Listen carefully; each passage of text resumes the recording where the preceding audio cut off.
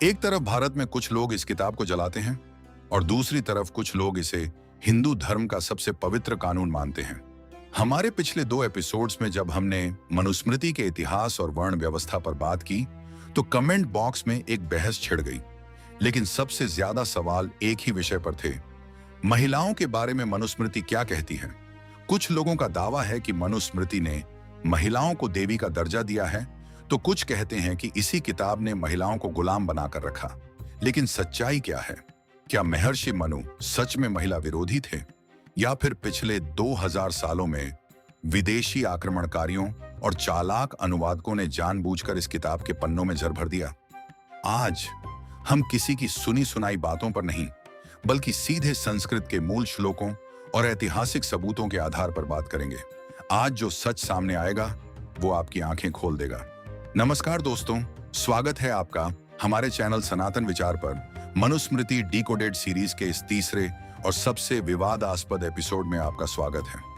अगर आपने हमारे पिछले 2 एपिसोड्स मिस कर दिए हैं तो चिंता मत कीजिए, उनके लिंक्स आपको डिस्क्रिप्शन में मिल जाएंगे। लेकिन अभी अपनी सीट बेल्ट बांध लीजिए, क्योंकि आज की जर्नी बहुत गहरी होने वाली है। वीडियो को अभी से लाइक कर दें, क्योंकि आज का रिसर्च वर्क आपको बहुत पसंद आने वाला है। मनुस्मृति को पढ़ते समय सबसे पहली चीज जो किसी भी इंसान का दिमाग खराब कर सकती है वो है इसका विरोधाभास। मतलब एक ही किताब में 2 बिल्कुल उल्टी बातें। आइए मैं आपको सबूत देता हूं। मनुस्मृति के 3रे अध्याय का 56वां श्लोक कहता है, यत्र नार्यस्तु पूज्यन्ते रमन्ते तत्र देवता, यानी जहां स्त्रियों की पूजा यानी सम्मान होता है वहां देवता निवास करते हैं, और जहां इनका सम्मान नहीं होता वहां किए गए सारे काम, सारे यज्ञ फेल हो जाते हैं। इतना ही नहीं, अध्याय 2 का 145वां श्लोक कहता है कि एक आचार्य 10 पुजारियों से बड़ा होता है, एक पिता 100 आचार्यों से बड़ा होता है, लेकिन एक माता पिता से भी 1000 गुना बड़ी होती है। सुनने में कितना अच्छा लगता है ना? ऐसा लगता है जैसे इससे ज्यादा महिलाओं का सम्मान किसी किताब में हो ही नहीं सकता। लेकिन रुकिए, अब हम आते हैं मनुस्मृति के अध्याय 9 श्लोक 3 पर। यहां लिखा है, न स्त्री स्वातंत्र्यमर्हति, यानी स्त्री कभी स्वतंत्रता के योग्य नहीं है। बचपन में उसे पिता के अधीन, जवानी में पति के अधीन और बुढ़ापे में पुत्र के अधीन रहना चाहिए।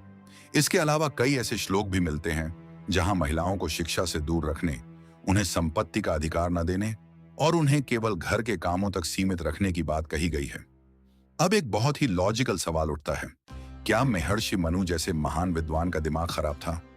वो एक पन्ने पर महिला को देवी और दूसरे पन्ने पर गुलाम कैसे लिख सकते हैं? एक ही किताब में इतना भयानक विरोधाभास कैसे? यहीं से एंट्री होती है इतिहास के सबसे बड़े खेल की, जिसे हम संस्कृत में कहते हैं प्रक्षेप। प्रक्षेप का मतलब होता है किसी पुरानी किताब में बाद में अपनी मर्जी से कुछ नया जोड़ देना। मशहूर वैदिक विद्वान डॉक्टर सुरेंद्र कुमार ने मनुस्मृति पर सालों रिसर्च की। उनकी रिसर्च के मुताबिक मौजूदा मनुस्मृति में कुल 2685 श्लोक हैं। लेकिन क्या आप जानते हैं, इनमें से 1471 श्लोक यानी 50% से ज्यादा बाद में जोड़े गए हैं। डॉक्टर कुमार ने साबित किया कि जिन श्लोकों में महिलाओं और दलितों को नीचा दिखाया गया है, उनकी संस्कृत की व्याकरण महर्षि मनु के समय की संस्कृत से मैच ही नहीं करती। सोचिए, भारत पर 2000 सालों तक लगातार विदेशी हमले हुए। पहले शक आए, फिर हूण आए, फिर इस्लामिक आक्रमणकारी आए। इतिहासकारों का मानना है कि जब विदेशी आक्रमणकारियों ने भारत की महिलाओं पर अत्याचार शुरू किए, तब समाज डर गया। महिलाओं को बचाने के नाम पर समाज बहुत ही कट्टर हो गया। उन्हें घर में बंद किया जाने लगा, पर्दा प्रथा शुरू हुई और उनकी आजादी छीन ली गई। लेकिन समाज इस नई कैद को मानेगा कैसे?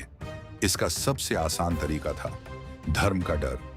इसलिए उस समय के कुछ तथाकथित पंडितों और सत्ताधारियों ने मनुस्मृति जैसी पवित्र किताब में अपने नए श्लोक घुसा दिए, ताकि लोगों को लगे कि ये तो ईश्वर का कानून है। और इस आग में घी डालने का काम किया अंग्रेजों ने। 1794 में ब्रिटिश अधिकारी सर विलियम जोन्स ने मनुस्मृति का अंग्रेजी में अनुवाद किया। अंग्रेजों को भारत पर राज करने के लिए एक हिंदू लॉ बुक चाहिए थी। उन्होंने जानबूझकर उन श्लोकों को हाईलाइट किया जो महिलाओं को दबाते थे, ताकि वो दुनिया को दिखा सकें कि देखो, भारतीय कितने पिछड़े हैं और हम अंग्रेज इन्हें सभ्य बनाने आए हैं। मित्रों, अब मैं आपको वो सच्चाई बताता हूं जो शायद ही कोई आपको बताएगा। मान लीजिए वो सारी बुरी बातें जो मनुस्मृति में लिखी हैं वो सच हैं, लेकिन इसके बावजूद मनुस्मृति में महिलाओं के लिए कुछ ऐसे कानून हैं जो आज के आधुनिक कानून से भी ज्यादा कड़े हैं। क्या आपने स्त्रीधन के बारे में सुना है? मनुस्मृति के अध्याय 9 श्लोक 194 में 6 प्रकार के स्त्रीधन का जिक्र है। शादी के समय या मायके से या पति से जो भी संपत्ति और गहने महिला को मिलते हैं वो सिर्फ और सिर्फ उस महिला के हैं। मनु का स्पष्ट कानून है, अगर कोई पति, सास, ससुर या कोई भी रिश्तेदार उस महिला के स्त्रीधन को उसकी मर्जी के बिना छूता भी है तो वो अपराधी है और उसे राजा द्वारा कड़ी सजा मिलनी चाहिए। आज 21वीं सदी में भारत के सुप्रीम कोर्ट को जो कानून बनाना पड़ा वो मनुस्मृति में हजारों साल पहले लिखा था। और अगर अपराध की बात करें तो अध्याय 8 श्लोक 323 के अनुसार जो व्यक्ति किसी महिला का अपहरण करता है या उसका रेप करता है, मनुस्मृति उसके लिए सीधे मृत्युदंड की बात करती है। मनु कहते हैं कि ऐसे अपराधी को समाज से हमेशा के लिए खत्म कर देना चाहिए। अगर मनु महिलाओं के इतने ही दुश्मन थे तो वो महिलाओं की संपत्ति को सुरक्षित करने और उनके अपराधियों को मौत की सजा देने के कानून क्यों बनाते? इससे यह बात और भी पुख्ता हो जाती है कि जिन श्लोकों में महिलाओं का अपमान है वो महर्षि मनु के नहीं बल्कि बाद के स्वार्थी लोगों की मिलावट है। दोस्तों, मनुस्मृति कोई एक दिन में लिखी गई किताब नहीं है। ये एक बहती हुई नदी की तरह है जिसमें हजारों सालों में न जाने कितना कचरा और कितनी मिलावट की गई है। इसमें अमृत भी है और जहर भी। हमें यह समझना होगा कि हर पुरानी किताब न तो पूरी तरह से पवित्र होती है और न ही पूरी तरह से खराब। हमें एक हंस की तरह बनना होगा जो पानी छोड़कर सिर्फ दूध पी लेता है। जो श्लोक समाज को बांटते हैं, महिलाओं को दबाते हैं, उन्हें हमें आज ही खारिज कर देना चाहिए और जो अच्छी बातें हैं उन्हें अपनाना चाहिए। अब मैं यह फैसला आप पर छोड़ता हूं।